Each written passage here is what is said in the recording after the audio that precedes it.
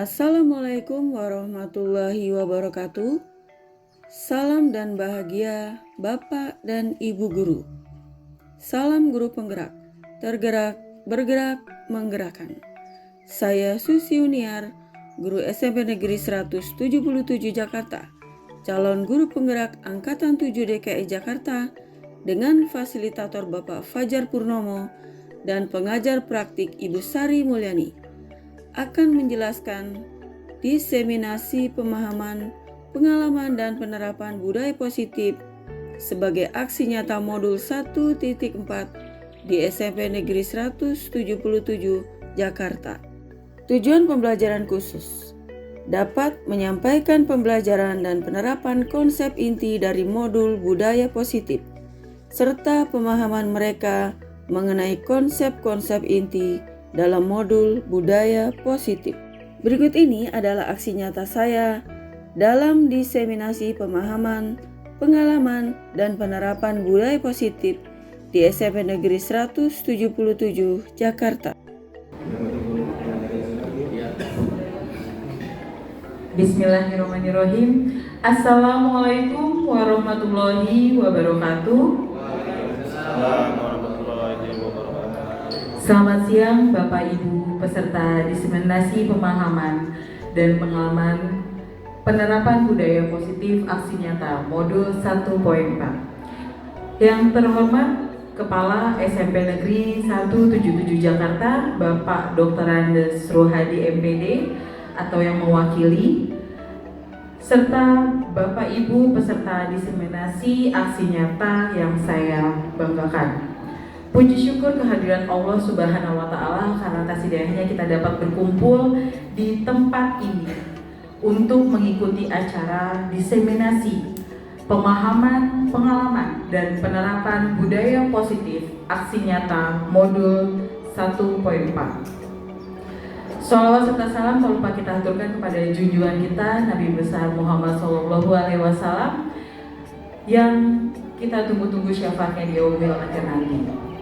Baik Bapak Ibu, sebelum kita mulai acara ini ada baiknya saya sampaikan susunan acara, yaitu pembukaan, kemudian inti, dan penutup.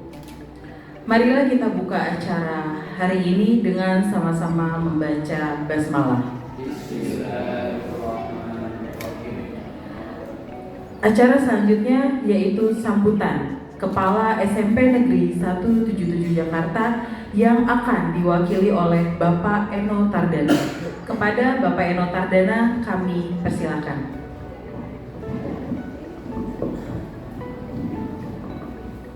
Baik, terima kasih kepada pengatur waktu penata acara Ibu Yeni.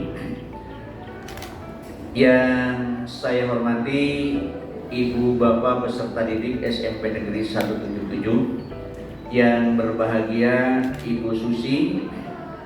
Assalamualaikum warahmatullahi wabarakatuh.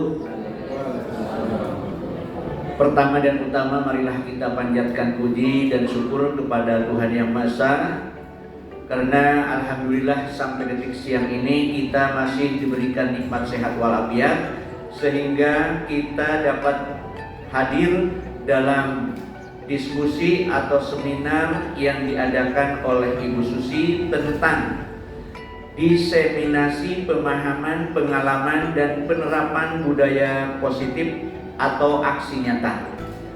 Nah, ini Ibu dan Bapak sekalian, aksi nyata ini alhamdulillah sudah dicontoh pertama dan utama oleh Ibu Susi. Mudah-mudahan akan menular kepada kita semua. Al ilmu bil amalin kasajari bila samari. Ilmu yang Ibu Susi dapat sekarang diterapkan, diamalkan kepada kita semua. Mudah-mudahan kita dapat mengambil manfaat daripada diseminasi pemahaman, pengalaman, dan penerapan budaya positif. Ya, itu sekali lagi saya ucapkan selamat kepada Ibu Susi yang telah mengadakan, menyelenggarakan seminar acara ini, ya. Kemudian mudah-mudahan yang muda-muda yang lain-lain yang penuh dengan inovasi, dedikasi, ya untuk demi dan untuk memajukan sekolah SMP Negeri 177 ya, siap menunggu aksi nyata daripada Anda semua. Ya, mudah-mudahan dengan adanya Ibu Bapak Guru penggerak ya yang sudah dimulai oleh Ibu Susi ini, mudah-mudahan yang lain juga ikut tergerak hatinya mengikuti jejak-jejak kepada yang sudah-sudah. Mungkin itu atau sekian dan demikian yang telah saya sampaikan mewakili Pak Ruhadi, karena Pak Ruhadi sedang rapat di SMP Negeri 178 dengan Ibu Pengawas. Mungkin itu Ibu Susi, sekali lagi saya menyampaikan selamat dan sukses. Semoga yang lain bisa mengikuti jejak Ibu Susi. Sekian dan demikian. Billahi taufiq wal hidayah. Assalamualaikum warahmatullahi wabarakatuh. Baik, terima kasih Pak Eno atas sambutannya. Selanjutnya yaitu acara inti yang akan disampaikan oleh Ibu Susi Yuniar. Kepada Ibu Susi kami persilakan.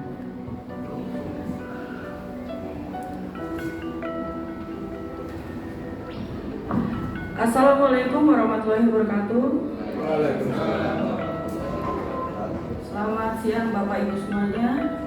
Yang kami hormati Pak Eno sebagai wakil kesiswaan dan Pak Tusan sebagai wakil kurikulum yang sudah banyak membimbing saya sehingga acara ini dapat terselenggara dengan baik. Puji syukur kita panjatkan kehadirat Allah Subhanahu wa Ta'ala, Tuhan Yang Maha Esa. Kita diberi kesehatan hingga kita bisa ada di ruangan ini dengan sehat walafiat. Selamat siang Bapak Ibu guru yang saya banggakan. Saya di sini akan berbagi ilmu yang sudah saya dapat selama kurang lebih 2 bulan ini pada modul 1 tentang penerapan budaya positif di sekolah. Nah, pada hari ini saya mengadakan aksi nyata sebagai salah satu tugas akhir pada modul 1, yaitu pada sub 1.4 tentang penerapan budaya positif di sekolah. Latar belakang diseminasi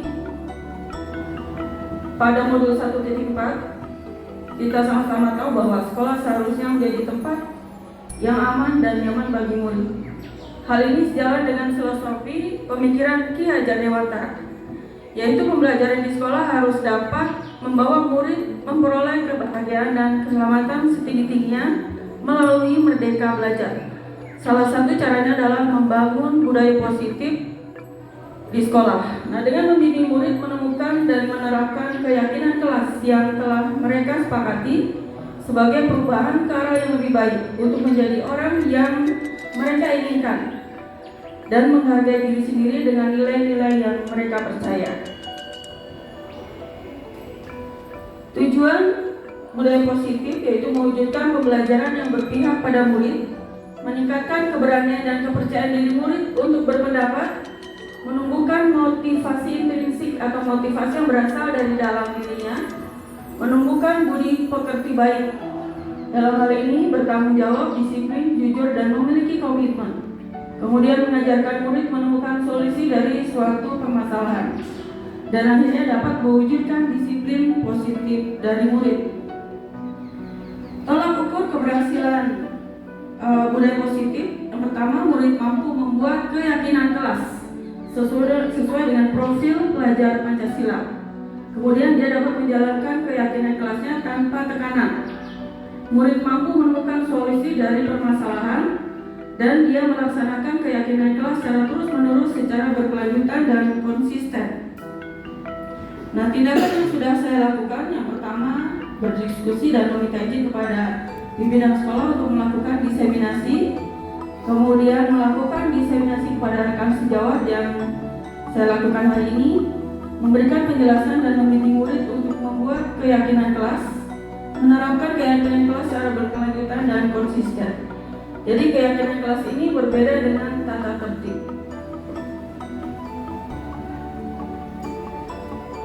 Baik, kita mulai dengan filosofi pemikiran Ki Hajar Dewantara. Menurut Ki Hajar Dewantara, pendidikan adalah menuntun segala kodrat yang ada pada anak, baik kodrat alam dan kodrat zaman, agar mereka mencapai keselamatan dan kebahagiaan setinggi-tingginya. Yang kedua, pendidikan menghamba pada murid. Dalam arti guru tidak menghamba seperti kata menghamba, tapi di sini penekanannya adalah pendidikan itu berpihak pada murid sesuai dengan minat, bakat, dan kemampuan serta potensi yang dimilikinya yang dibawa sejak lahir. Kemudian guru sebagai petani. Maksudnya, sekolah seperti lahan atau tanah dan murid sebagai benih. Nah, petani hanya bisa menuntun tumbuhnya benih dengan merawatnya. Jadi guru hanya bisa menuntun, tidak bisa menentukan atau menjamin kesuksesan anak tersebut. Hanya bisa menuntun atau sistem among namanya. Nah, pada materi budaya positif yang pertama adalah perubahan paradigma belajar, kemudian disiplin positif, kebutuhan dasar manusia, motivasi perilaku, posisi kontrol manusia, keyakinan kelas, dan segitiga restitusi. Nah, istilah-istilah ini sebelum saya mengikuti guru penggerak agak asing ya. Tapi setelah saya ikuti, lama-kelamaan kok asik ya. Karena ini sangat baru bagi saya ya. Mungkin bagi guru-guru yang muda masih ingat pelajaran di kampus ya. Seorang guru yang baik harus memiliki kemampuan dalam mewujudkan budaya positif di sekolah. Nah, budaya positif tersebut dapat dijalankan dengan menerapkan konsep-konsep seperti disiplin positif, memahami konsep motivasi perilaku manusia berkaitan dengan hukuman dan penghargaan, posisi kontrol guru, pembuatan keyakinan kelas atau sekolah, dan penerapan segitiga restitusi dalam menyelesaikan permasalahan yang dihadapi oleh murid. Nah, tujuan akhirnya adalah membentuk murid dengan memiliki profil pelajar Pancasila.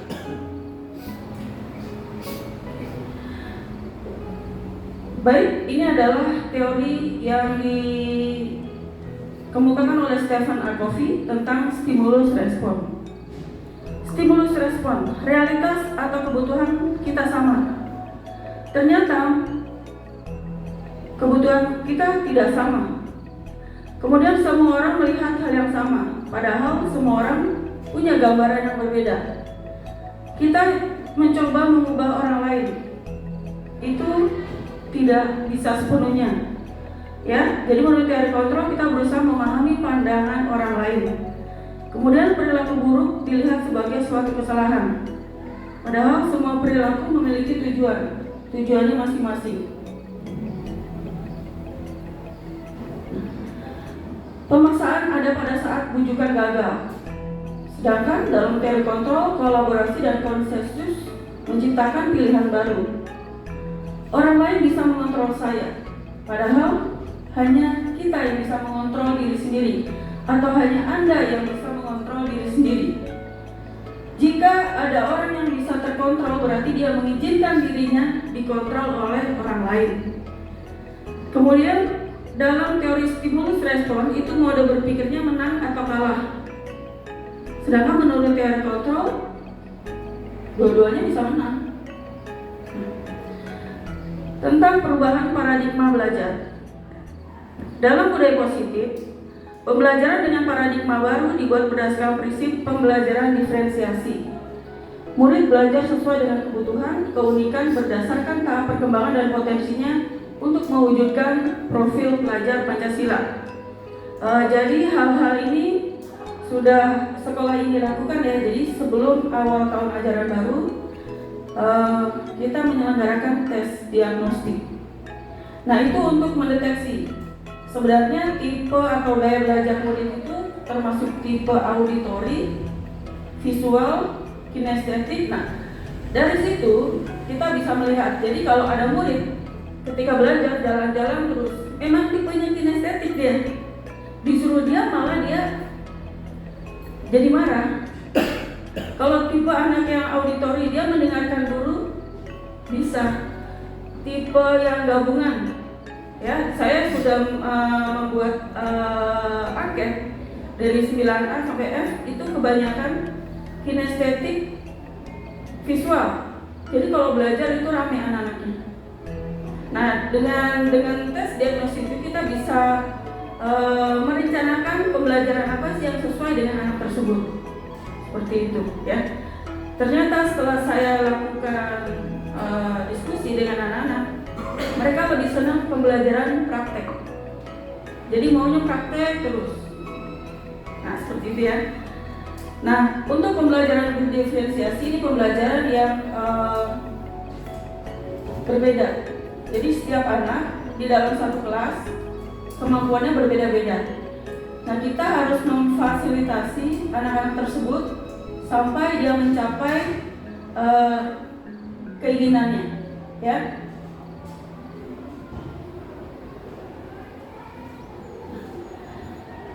Kita lanjutkan disiplin positif.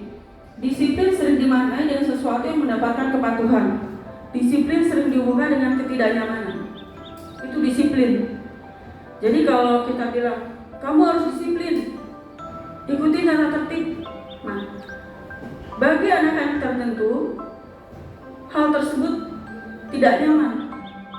Akibatnya dia mulai berulang di luar pengetahuan kita.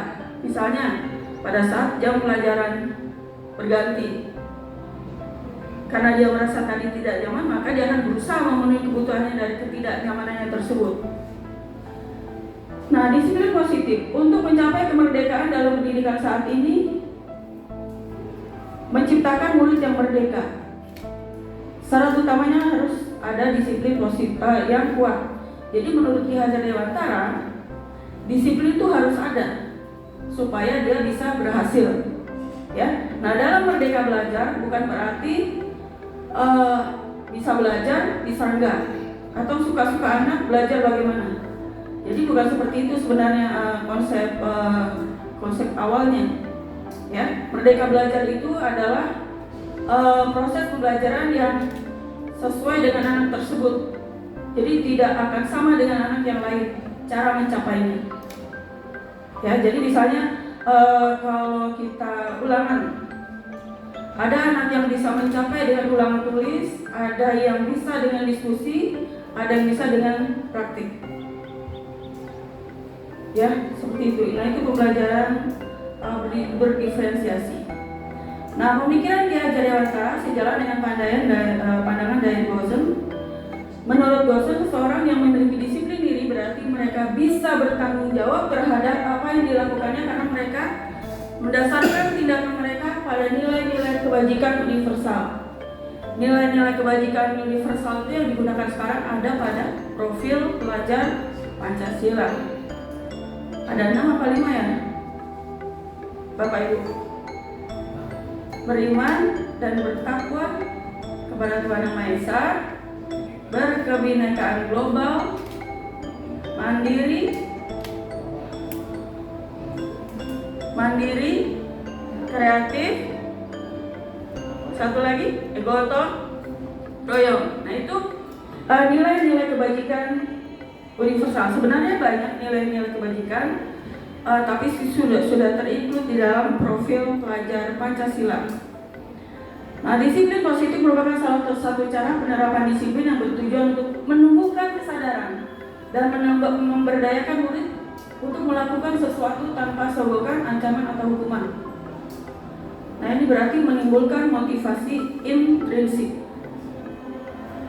Nah, sebagai guru, tujuan kita adalah menciptakan murid yang memiliki disiplin diri sehingga mereka dapat berperilaku sesuai dengan nilai-nilai kebajikan universal. Nah, ini menurut saya masih berproses ya, tidak bisa cepat karena setiap anak memiliki perkembangan mental yang berbeda-beda. 5 kebutuhan dasar manusia. Perilaku manusia ditentukan oleh 5 kebutuhan dasar ini: untuk bertahan hidup, penguasaan, kesenangan, kasih sayang dan rasa diterima, dan kebebasan.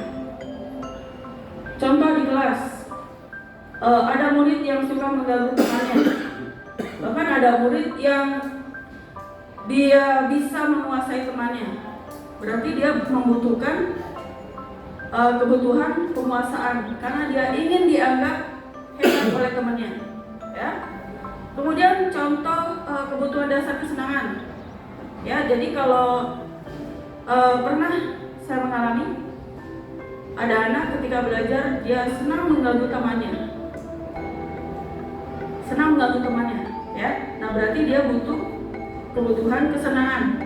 Nah kalau bertahan hidup ini banyak contohnya. Misalnya setelah saya ajak diskusi, kenapa dia sepanjang pelajaran itu mengantuk di kelas, bahkan tidur saya biarkan.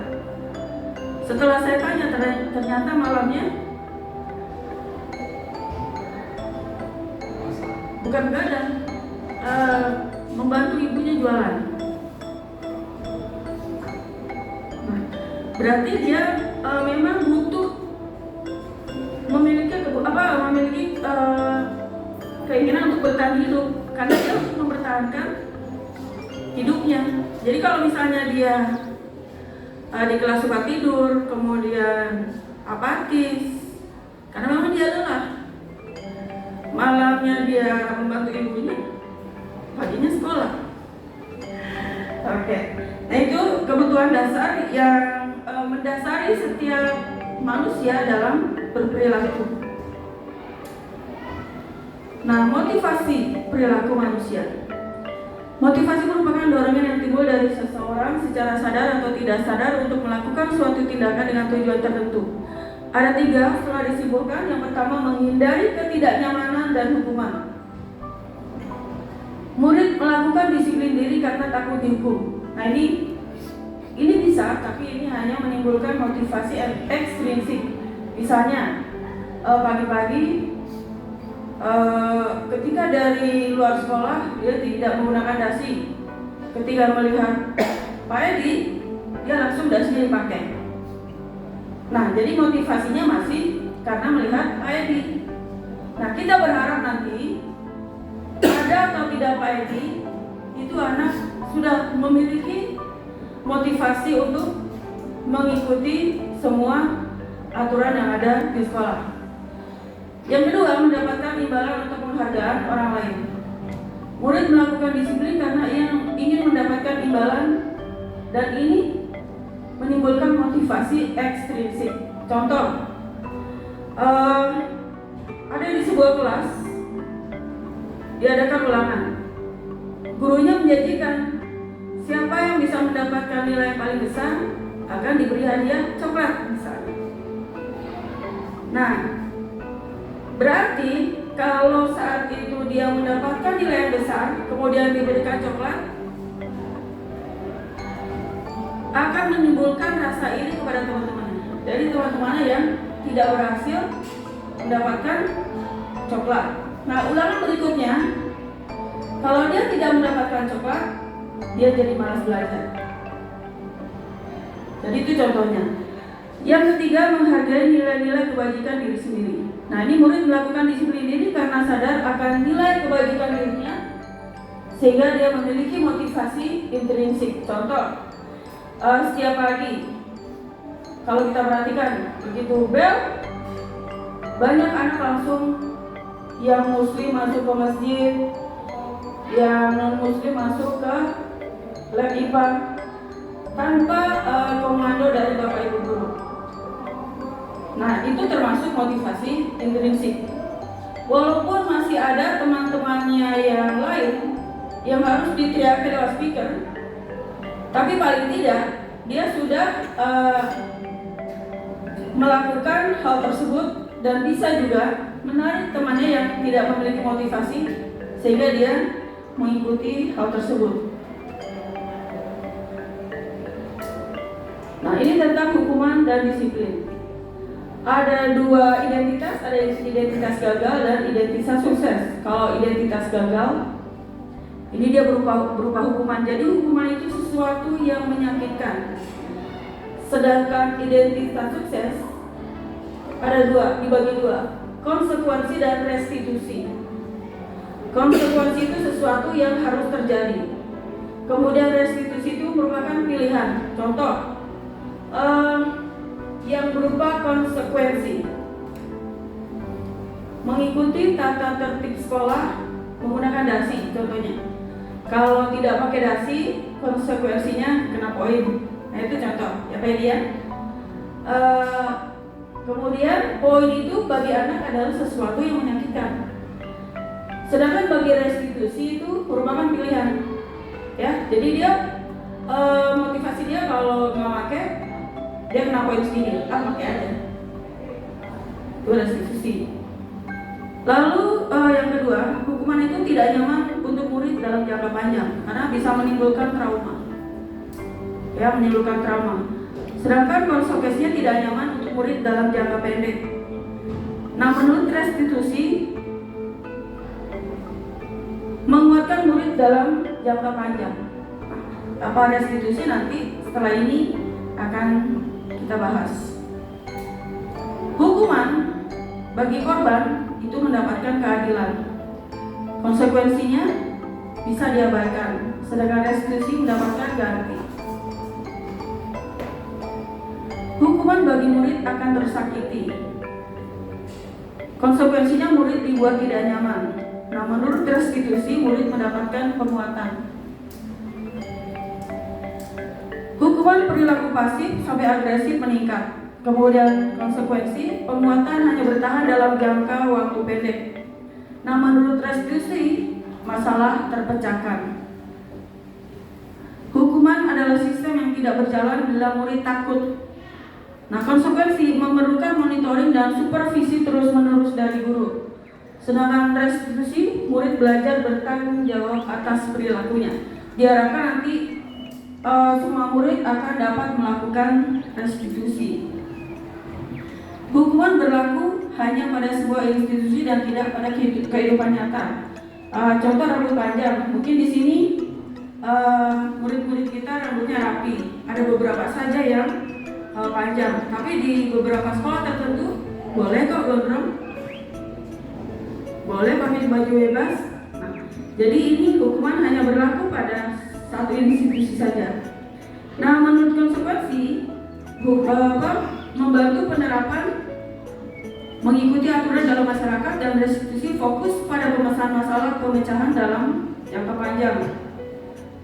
Kemudian kalau hukuman, contohnya peraturannya adalah ini, kamu harus ini. Nah, itu hukuman kalau tidak dijalankan.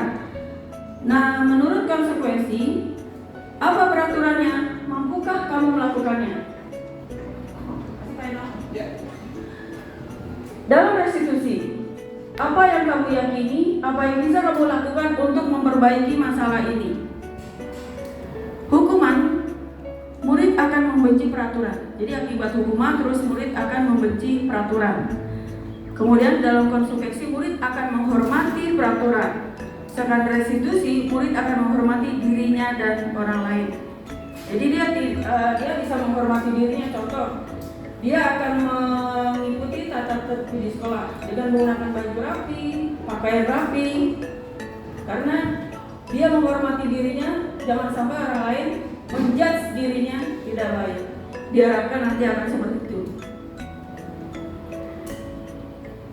Contoh hukuman, awas kalau dilakukan lagi ya.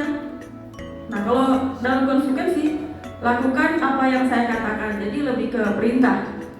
Dalam restitusi, pertanyaannya, apakah hal ini yang sesungguhnya ingin kamu lakukan? Nah, kalau hukuman modenya paksaan. Kalau konsekuensi adalah stimulus respon. Kalau restitusi adalah teori kontrol. Hukuman mendorong menyalahkan diri sendiri. Dalam konsekuensi mendorong kepatuhan, dan dalam restitusi mendorong disiplin positif. Hukuman membentuk konsep diri buruk. Konsekuensi konsep dirinya baik, dan sedangkan restitusi lebih baik lagi, membentuk konsep diri yang kuat.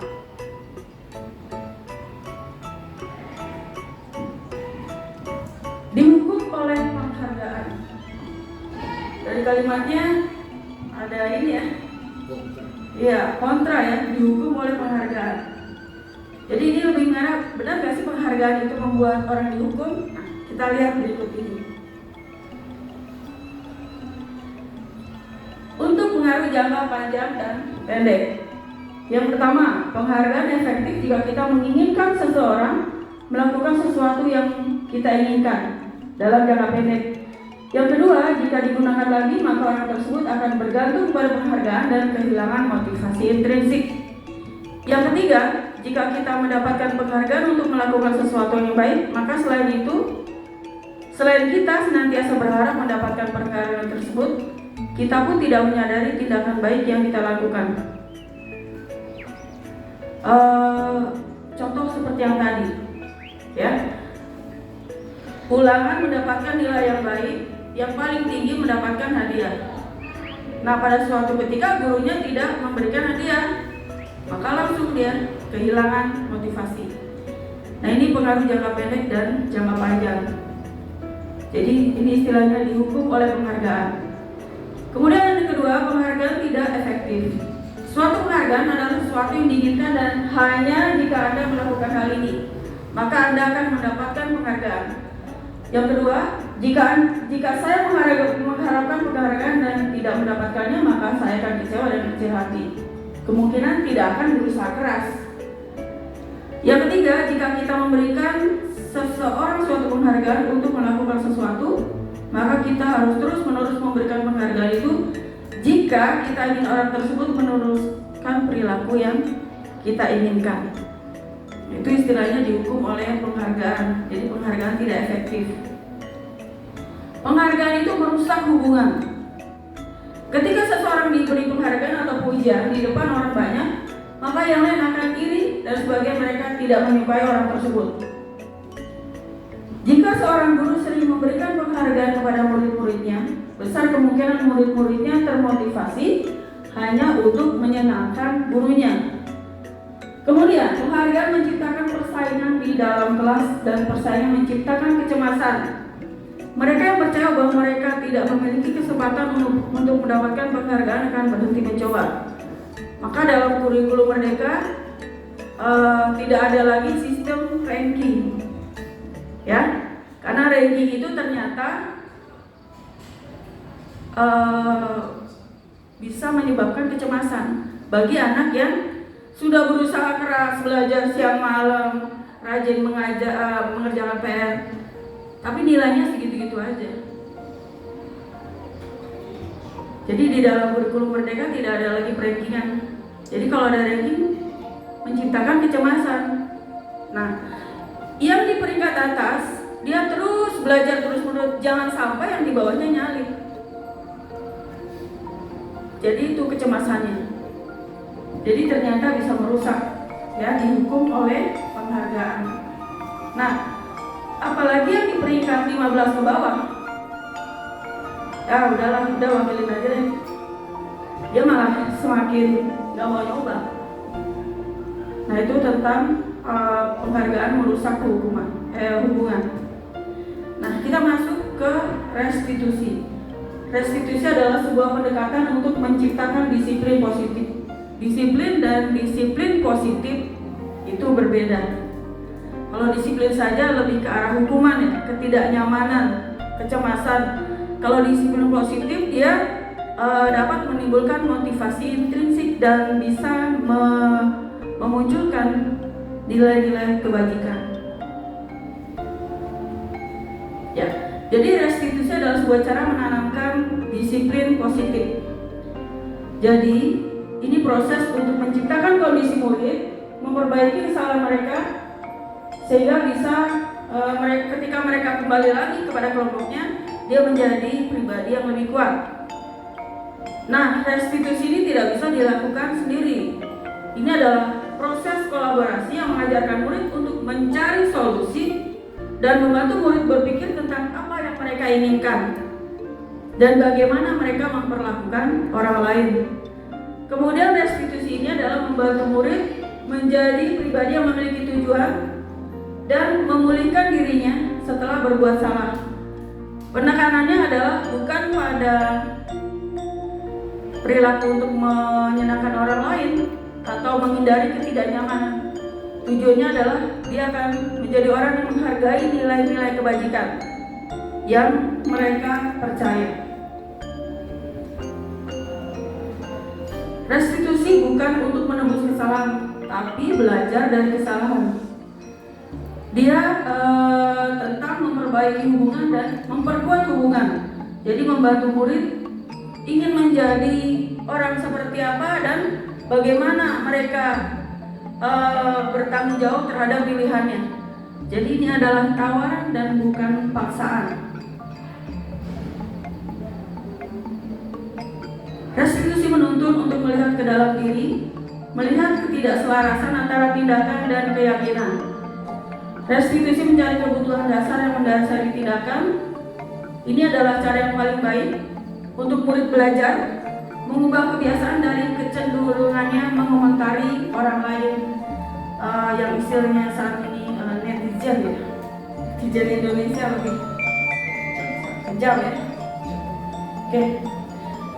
Nah, restitusi fokus pada karakter bukan tindakan, jadi fokus pada solusi dan menguatkan. Kemudian dia bisa mengembalikan murid kepada kelompoknya dengan lebih kuat ketika mereka berbuat salah.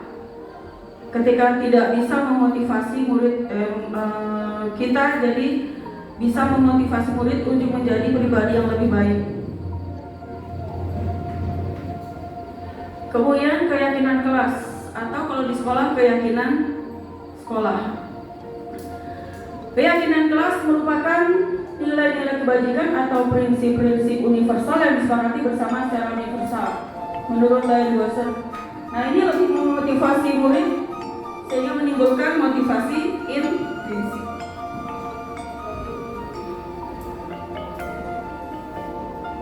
Jadi keyakinan kelas berbeda dengan tata tertib.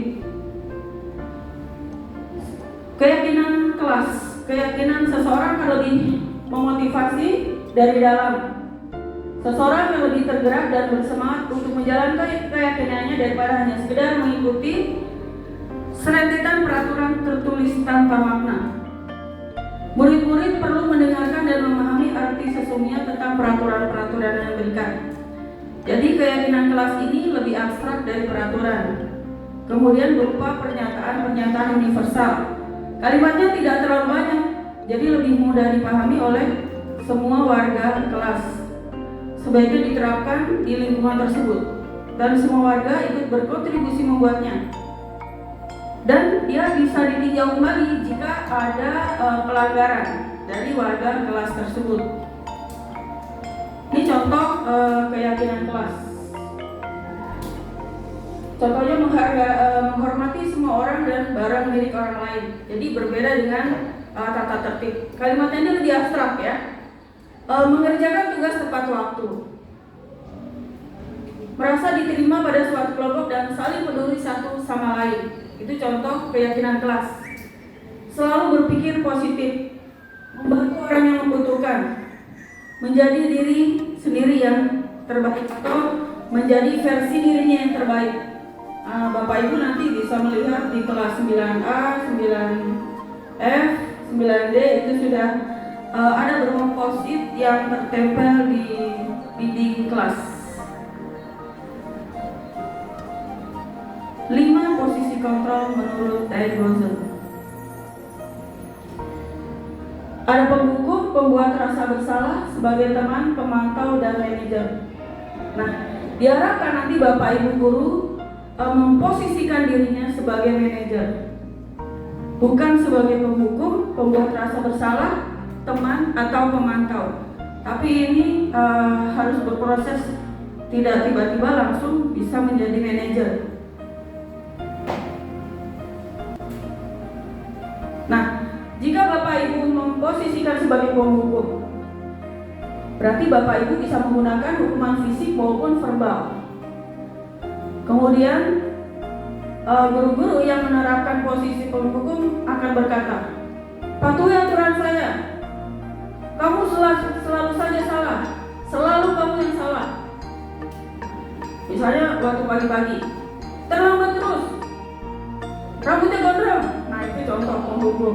Kalau Pak Edi bagaimana? Ya, sama itu kan.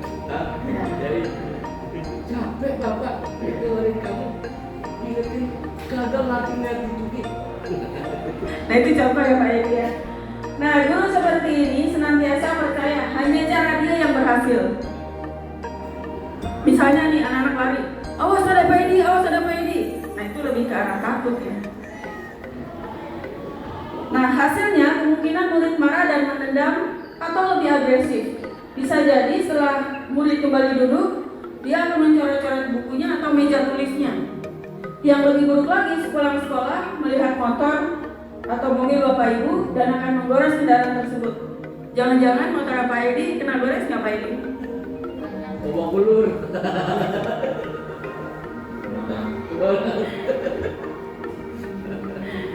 Nah, itu posisi guru sebagai penghukum.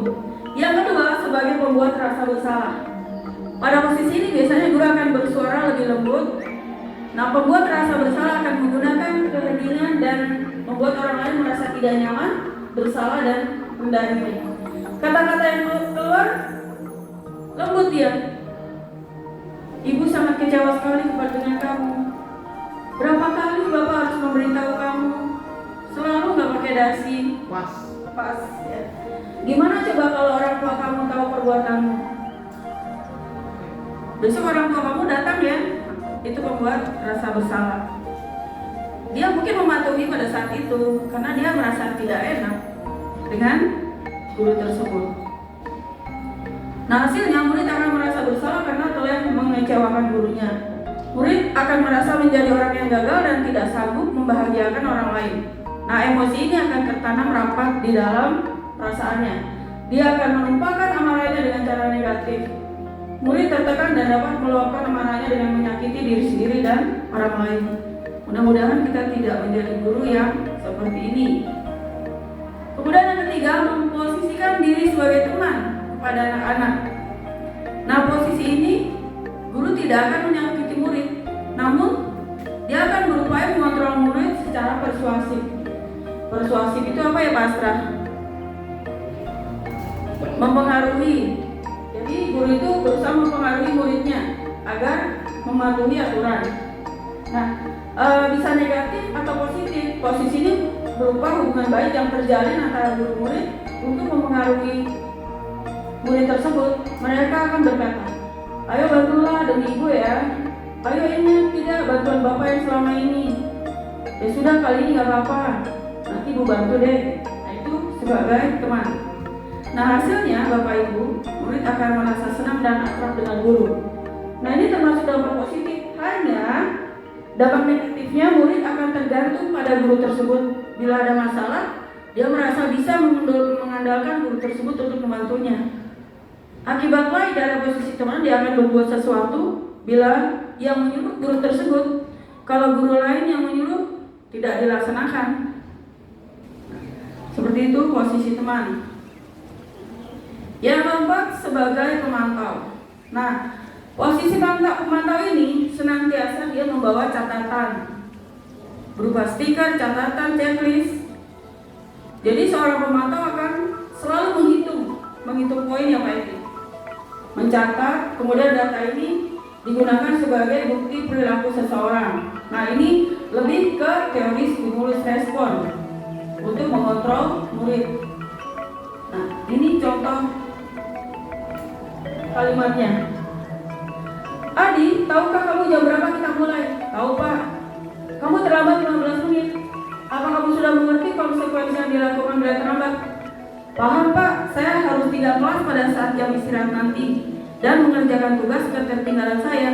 Ya benar, nanti pada saat jam istirahat kamu harus tinggal di kelas untuk menyesuaikan tugas yang tertinggal tadi. Saya tunggu ya. Nah, itu sebagai pemantau.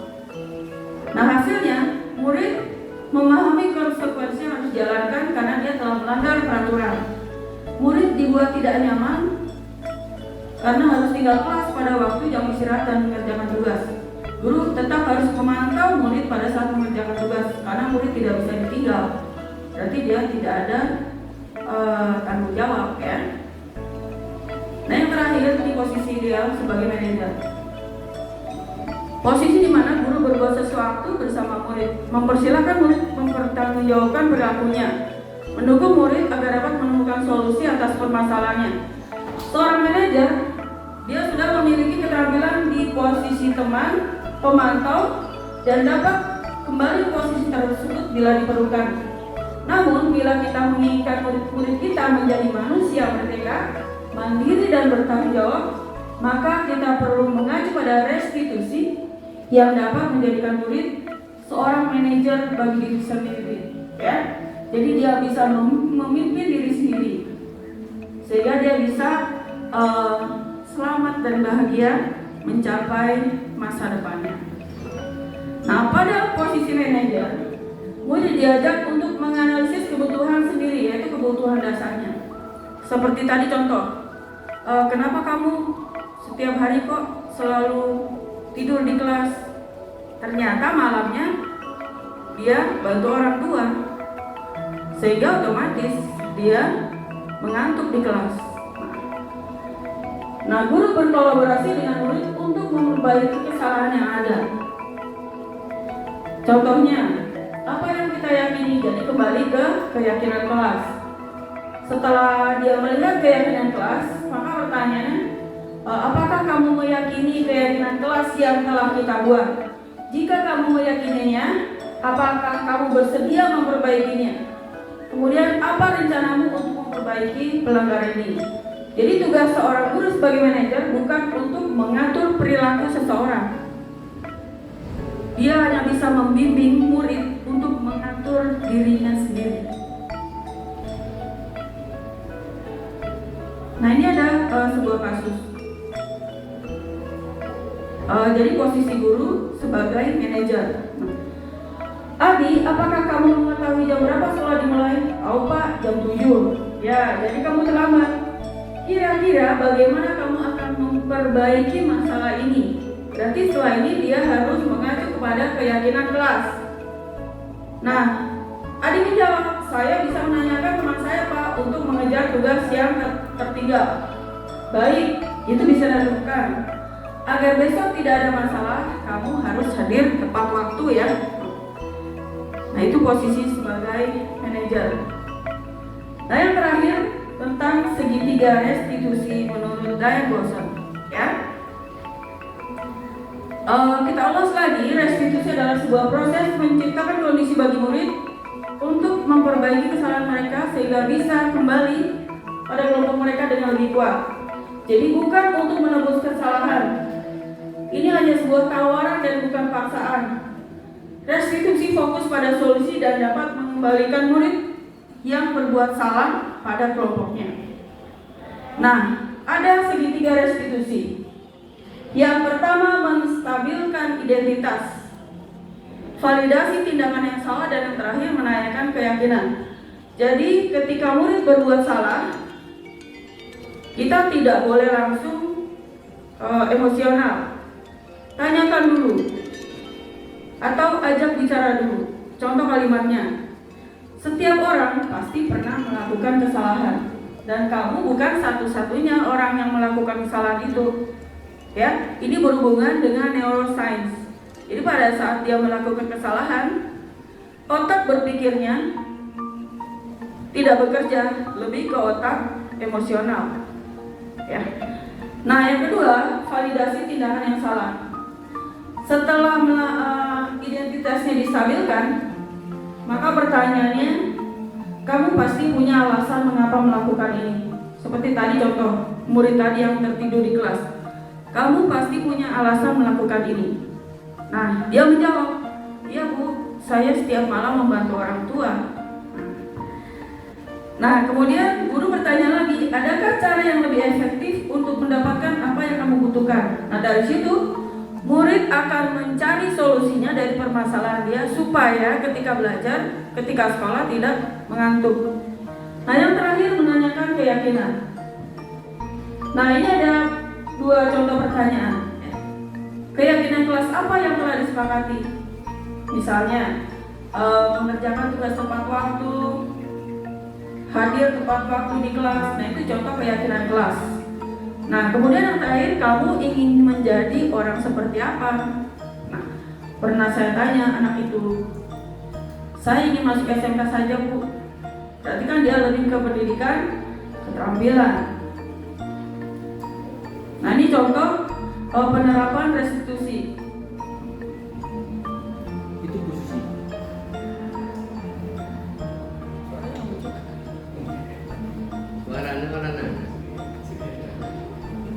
Sini ikut.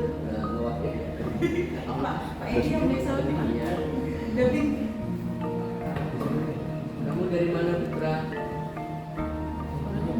Bawa apa?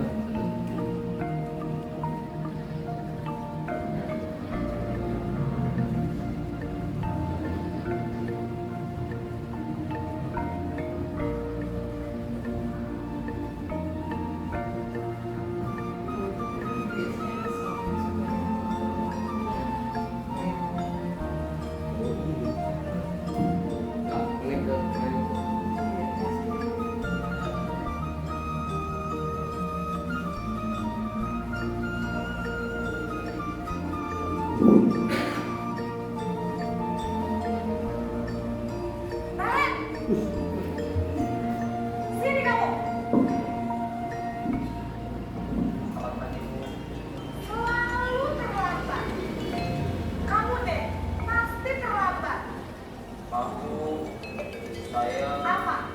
Apa coba? Alasan kamu apa lagi? Kapan sih kamu tidak terlambat?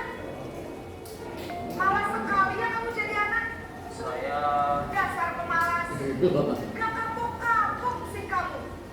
Sudah berapa kali terlambat? Sana, kamu keliling lapangan basket 2 kali. Kenapa saya harus keliling lapangan basket, Bu? Kenapa? Kamu melawan ibu. Berani-beraninya jawab. Sudah terlambat, tapi berani jawab Apa ya. lagi? Sekarang keliling lapangan basket 5 kali sekalian. Lihat kamu. Wah, lagi belum. Pergi sana ke lapangan basket. Posisi penghukum biasanya Ini posisi kontrol sebagai penghukum. menghati, menunjuk-nunjuk. Oh Nina, Nah, ya ini yang posisi kedua. kamu senang ya bikin ibu susah ya? Kalau kamu terlambat lagi, nanti ibu yang ditegur bapak kepala sekolah, nak. Disangka ibu tidak bisa membina kamu. Duh, gimana ini? Maaf, Bu. Duh, Gusti Naren. Kamu suka ya kalau ibu ditegur bapak kepala sekolah? Terus, sekarang ibu harus tulis apa yang ibu absen? Ini kamu sudah sering terlambat loh. Ibu harus apa coba? Maaf, Bu. Maaf sekali. Ya sudah, lain kali jangan bikin ibu susah lagi ya nak ya. Ibu tidak Nah, ini akan posisi mampu kontrol lagi. guru sebagai Bisa jantungan. membuat merasa bersalah. Sana cepat, kelas. Oke. Maaf ya, Bu. Berikutnya sebagai teman. Guru memposisikan diri sebagai teman.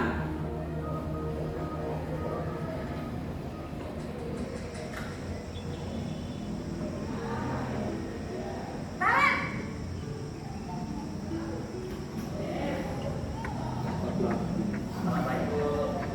Wah, sudah jam berapa ini nak? Terlambat lagi ya sayang. Iya, Bu. Habis ibu saya lupa bangunkan saya, Bu. Kamu malah menyalahkan ibu kamu. Kamu bukannya anak yang larinya paling kencang. Kok terlambat sih? Iya, Bu. Saya memang terlambat bangun tadi. Jadi, biarpun saya lari kencang, tetap nggak kejar, Bu. Ya sudah sana. Nanti lain kali larinya lebih kencang lagi ya. Biar gak terlambat lagi. Bikin senang ibu demi ibu. Bisa kan? Bisa lah, Bu. Ya sudah sana. Enggak.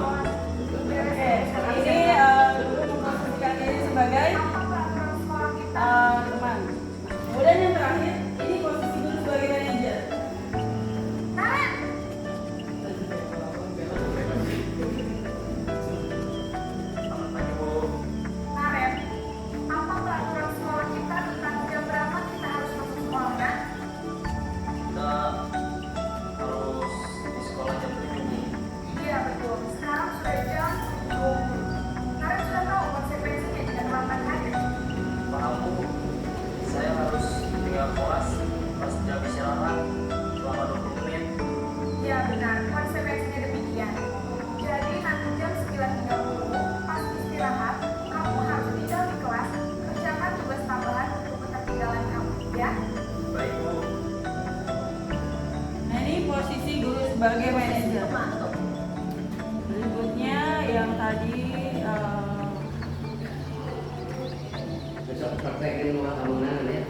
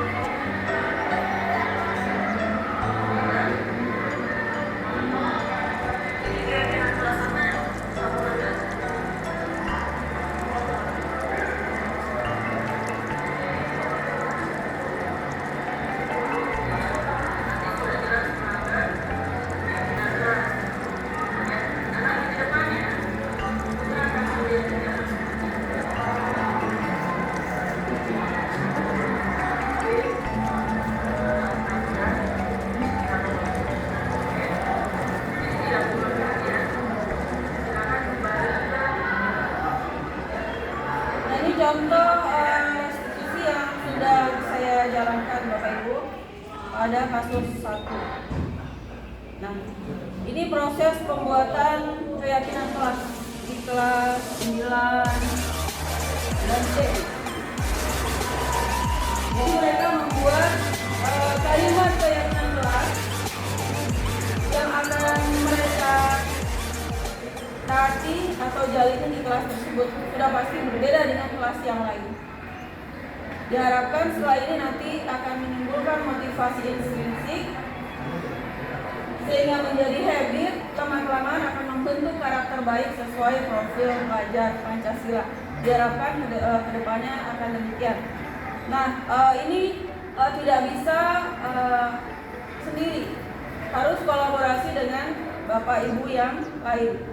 Nah, ini proses pembuatan keyakinan kelas, kemudian ditempel di dinding kelasnya masing-masing.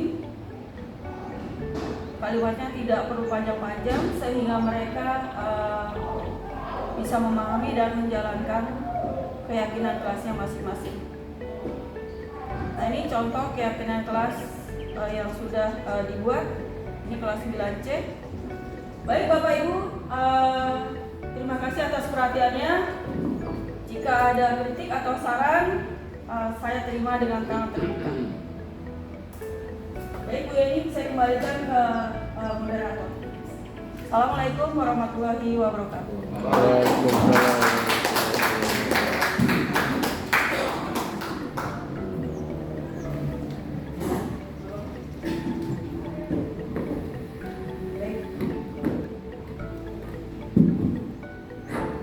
Ya baik, terima kasih kepada Ibu Susti atas penjelasannya. Semoga kita sebagai guru juga bisa menerapkan sehingga kita dapat menciptakan siswa yang memiliki nilai-nilai kebajikan universal. Ya, sebelum kita melangkah ke sesi selanjutnya, apakah Bapak Ibu ada yang mau bertanya? Oh baik, terima kasih. Silakan Pak Edi. Ya baik, assalamualaikum warahmatullahi wabarakatuh. Ya terima kasih paparan yang luar biasa yang telah disampaikan ya dari apa yang sudah saya perhatikan dan saya dengar. Tentunya ini sehari-hari ya, kita mengalami dan kita temukan ya dari awal seperti ada dari manis seperti hukuman. Nah kemudian dalam hari-hari terakhir ya saya bisa sudah mengkolaborasikan apa yang tadi disampaikan, meminjam istilahnya Pak Tusan, orang sabar pasti kesal ya.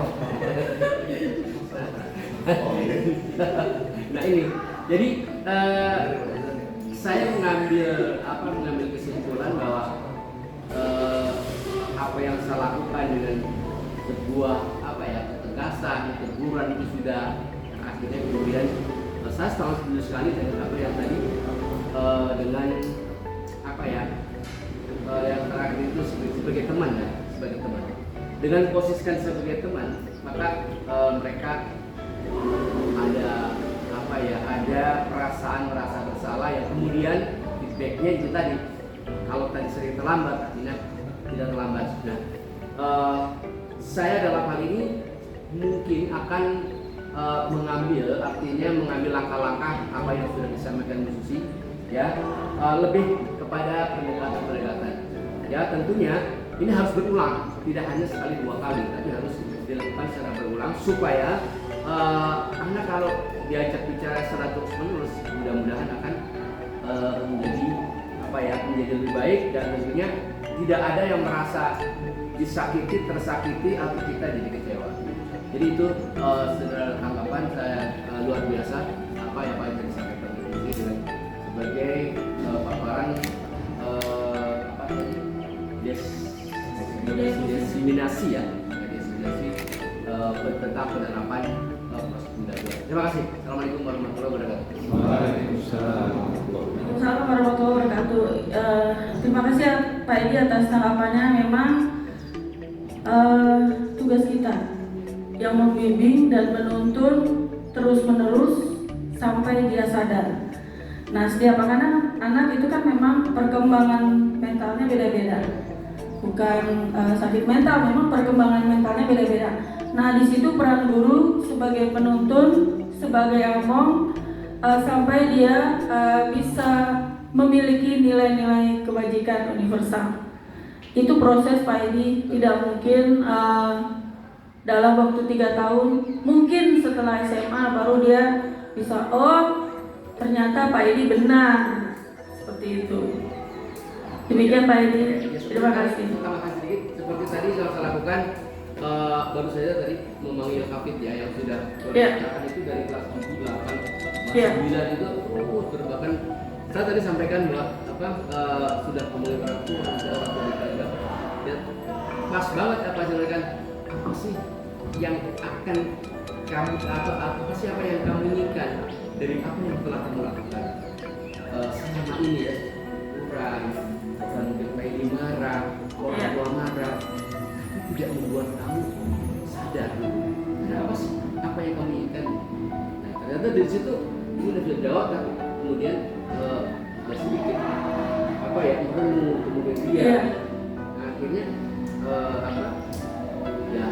endingnya menangis. Iya. Itulah yang mungkin akan saya lakukan ke depan. Iya, saya pernah ngobrol dengan Kafid pada saat dia duduk sendiri di depan. Saya tanya, jadi gimana sekarang? Kamu mau bagaimana? Saya sudah mengurangi, Bu. Sudah mulai mengurangi. Berarti kan sudah ada perubahan. Mudah-mudahan ke depannya kita doakan saja Dia jadi anak yang baik.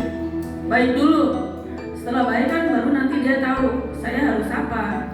Jadi intinya memang harus kita ini membentuk karakter baiknya, memunculkan motivasi baiknya, sehingga dia jadi manusia yang baik. Demikian Pak Edi. Baik Bapak Ibu yang lain ada tanggapan silakan. Atau ingin bercerita pengalamannya dalam membimbing anak-anak di kelas. Baik Pak Asra, silakan. Asra aja, ya. Baru Pak Tursa. Ya, silakan Mas Asra. Salam warahmatullahi wabarakatuh.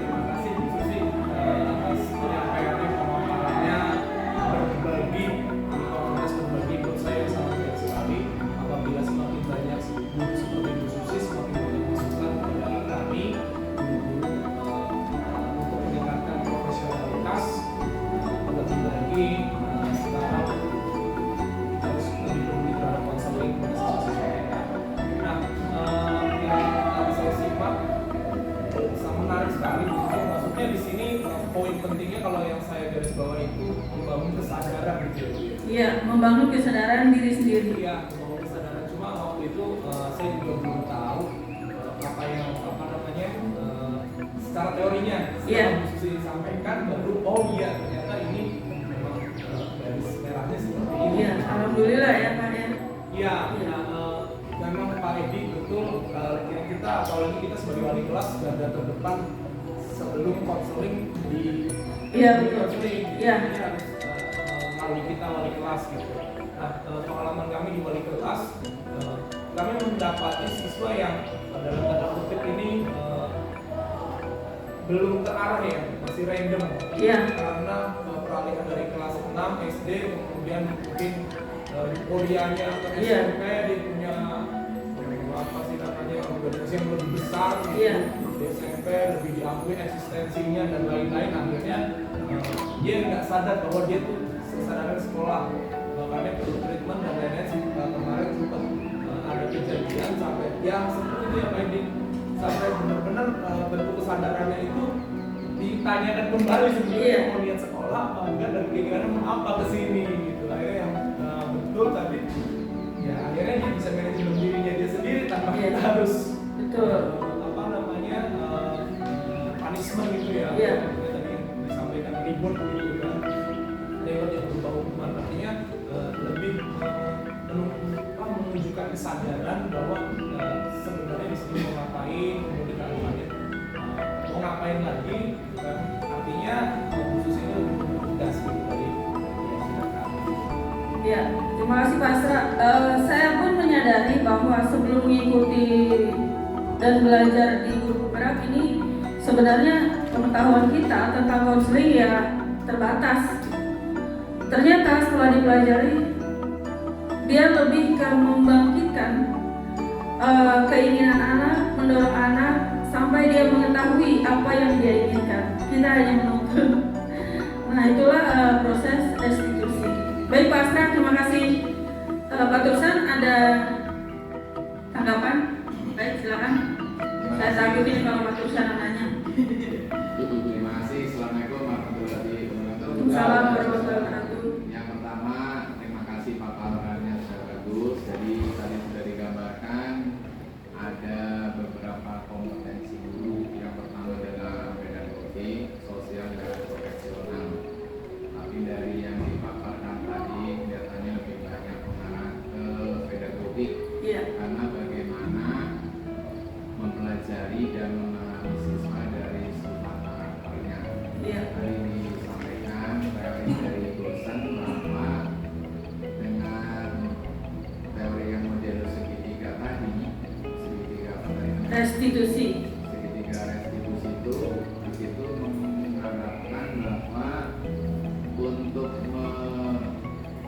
mengkonseling siswa supaya paham tentang kesalahannya dan bisa memperbaiki kesalahannya dan kembali ke kelompok aslinya. Kalau dari dosen kan begitu.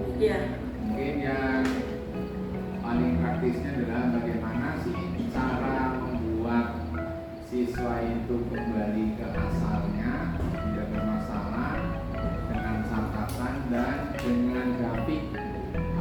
masa itu dibuatkan grafik, misalnya hari ini penurunan kasusnya makin berkurang atau hari ini makin naik.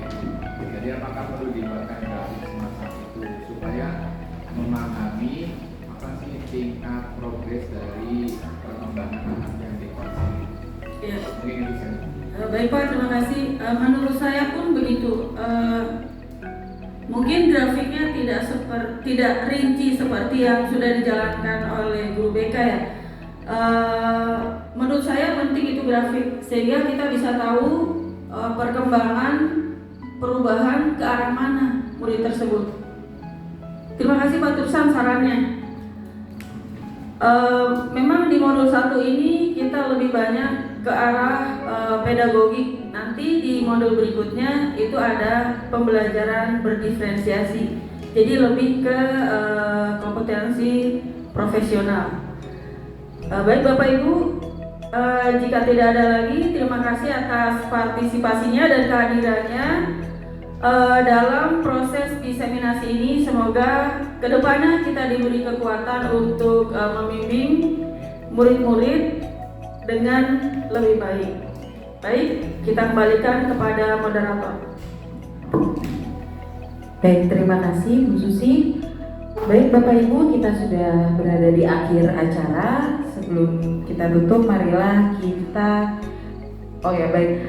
marilah kita tutup acara hari ini dengan sama-sama membaca basmalah. Alhamdulillah. Alhamdulillahirabbil alamin. Ya, baik. Berarti kita akhiri acara hari ini. Terima kasih atas partisipasi Bapak Ibu semuanya. Mohon maaf apabila ada salah kata dari saya. Terima kasih. Wabillahi taufiq wal hidayah. Wassalamualaikum warahmatullahi wabarakatuh. Waalaikumsalam warahmatullahi wabarakatuh.